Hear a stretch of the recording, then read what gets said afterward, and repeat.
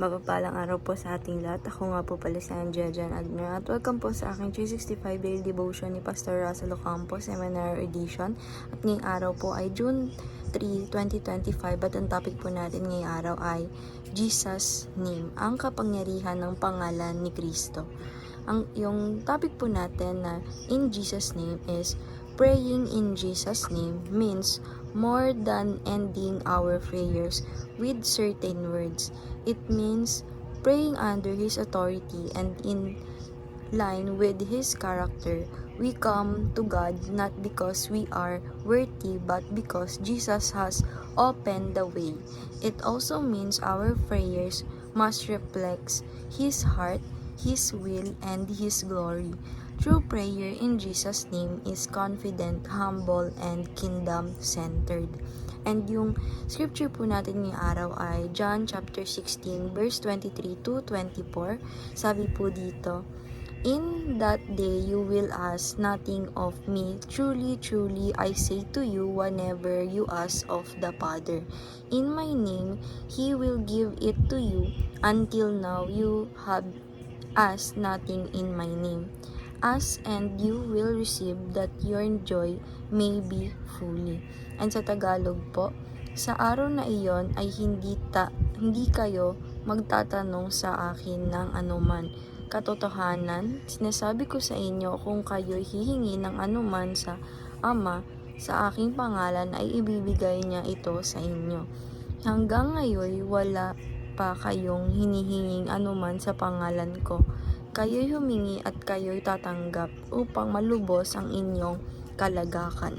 And yung teaching number 1 po natin, ito po yung mga teachings natin na prayer in Jesus' name.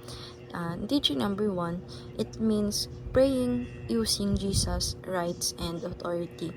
Na kapag tayo ay nananalangin or nagpipray and yung isasama natin yung pangalan ng ating Panginoong Jesucristo doon sa panalangin natin, ibig sabihin po, yung praying natin na yon is nandun yung rights and authority ng ating Panginoong Diyos. And teaching number 2, it means aligning ourselves with Jesus' agenda. Sabi po dito na